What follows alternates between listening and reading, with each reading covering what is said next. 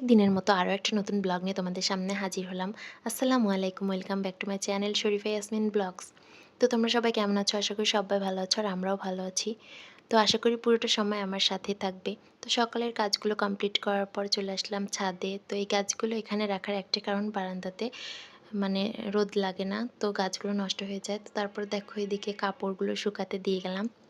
যেহেতু রোদ লাগে না, তো বেশি কাপড় হয়ে গেলে শুকাতে চায় না, তো ওই জন্যই ছাদে আসা। তো তারপরে যাওয়ার সময় দেখলাম কারা যেন শুটকি বানাচ্ছে, অর্থাৎ কাঁচা মাছগুলো শুকাতে দিয়েছে, তাই তোমাদেরকে একটু দেখালাম। তারপরে চলে গেলাম নিচে। তো অফ ক্যামেরা আজকে রান্নাটা সেরে নিয়েছি। তো প্রত্যেক দিনের মতোই আজকে মাছ ভাজি করেছি আর লাউ দিয়ে মসুর ডাল রান্না করেছি, আর এদিকে কলমি শাক ভাজি করেছি। তো তারপর আমার রান্নাটা কমপ্লিট হয়ে যাওয়ার পর তোমাদের ভাইয়া চলে এসেছে।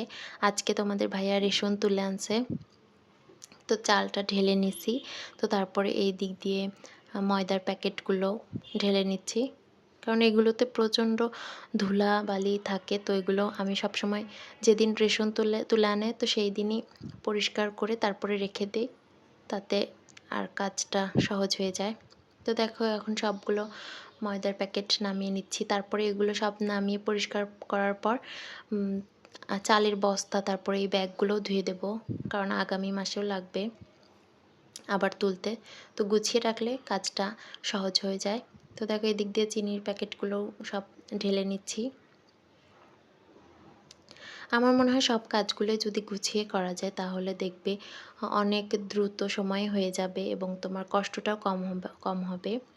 তো তারপরে দেখো এগুলো এখন আমি মুছে নেব। আমি সবসময় এইভাবেই গুছিয়ে করি।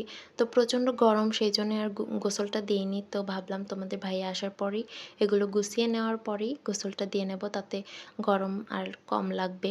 তো দেখো আমি সবগুলো এখন গুছিয়ে নেব। তো প্রত্যেক দিনের মতো একটাই রিকোয়েস্ট, এ পর্যন্ত তোমাদের যদি আমার ভিডিওটা ভালো লেগে থাকে অবশ্যই একটা লাইক করে দেবে এবং চ্যানেলটা সাবস্ক্রাইব করে দেবে। আর অলরেডি যারা এই কাজটি করে দিয়েছো তাদেরকে অসংখ্য ধন্যবাদ। আর আমার যদি ভিডিওতে কোনো ভুল ভ্রান্তি থেকে থাকে তো অবশ্যই ক্ষমাসুন্দর দৃষ্টিতে দেখবে। তো দুপুরের কাজকর্ম সেরে একটু ঘুমিয়েছিলাম, তারপর বিকালের নাস্তায় এগুলোই আজকে করেছি। তো ভিডিওটা কেমন লাগলো অবশ্যই কিন্তু কমেন্ট করে জানাবে। আসসালামু আলাইকুম, আল্লাহ হাফেজ।